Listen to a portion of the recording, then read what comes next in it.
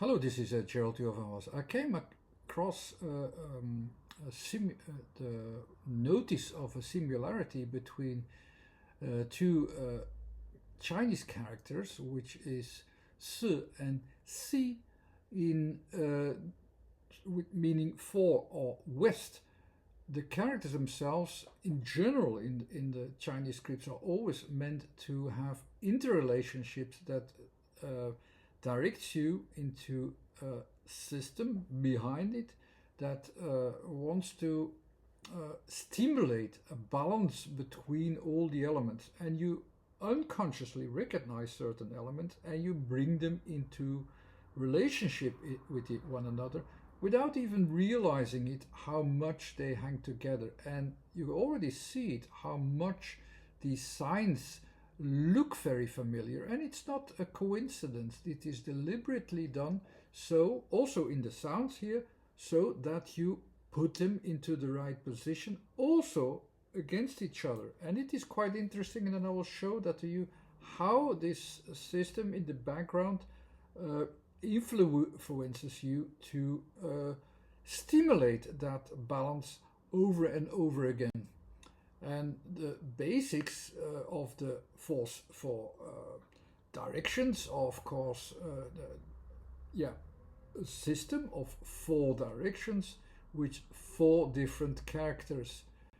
And these characters can also be recognized and remembered easily in two ways: the way how they look and the way how they sound. I hope I can describe them as direct as possible, so that you can immediately remember the signs and immediately remember which sounds are related to them. I tried to have a video about that before, but I can do that better and shorter. The east can be remembered as a character most easily because it's a direction that you see, and you see that that your vision is going up, like the sun is going up in the east. That's a direction which gives your attention to a distinction to all what is coming up, just like the sun, and that is makes it easy to remember it. And why uh, is the sun associated there? Because it's the same thing that can be associated in the other signs as well. This, which I will come to later.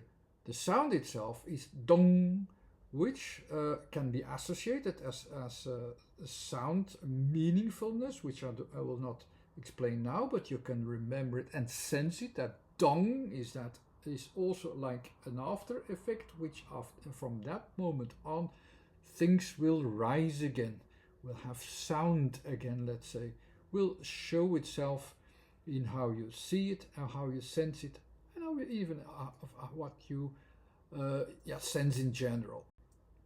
The south is when you go up, you see that it's getting up even more. It's going up to the clouds. It already reflects a few things that you can recognize in that character. And what should we remember of the south, of that direction?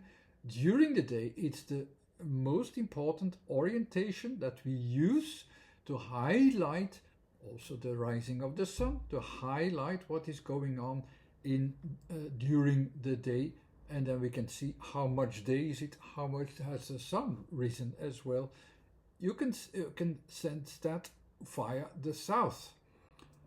And the sound to it is nan. If you translate that into meaningful letters, you can translate it as where the things become visible.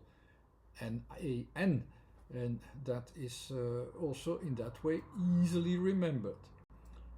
The north, the opposite side, can be remembered well, as you see it, that of that sitting person. That's the mentality how the north was being used in architecture, in all these things, that you have to face with your back to the north, so that you have the bad influences with as least after effect as possible. And that's the easiest way to present the north. Is also a breaking point with attention to, yeah, what do we have left after that winter, and that is also a very good reflection via the sounds bay, which also says, okay, what do I have left now at the bay? What do I have left from winter? So we have in total 4 directions, and the 4th direction, which finalizes full cycle, is of course the west. The west, solely see from the day position, is the 3rd position, not the 4th position, because there we have the rising sun that you can see reflected in the character, the highlighting sun towards the heavens on what you can, whatever you can take along during the day. And that point in the 2nd character and the last character, you clearly see how the heavens again are fading back into the night, also into a new position, and also showing the most effect in the heavens, by the way, if you see it in the west as well. That's the 4th, it's only the 4th direction when you finalize all the directions, and when you see also its full perspective with the contradiction day and night, and rising and falling into the night of the sun as well. So in that way, it's the 4th character and 4th direction, back to the square as well. And it's pronounced with the S, which always is about some end effect in the end, which is also correct.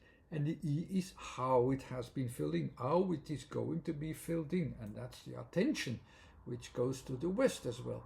And that way you can remember it well as sounds when you start to recognize and understand the meaningfulness of sounds.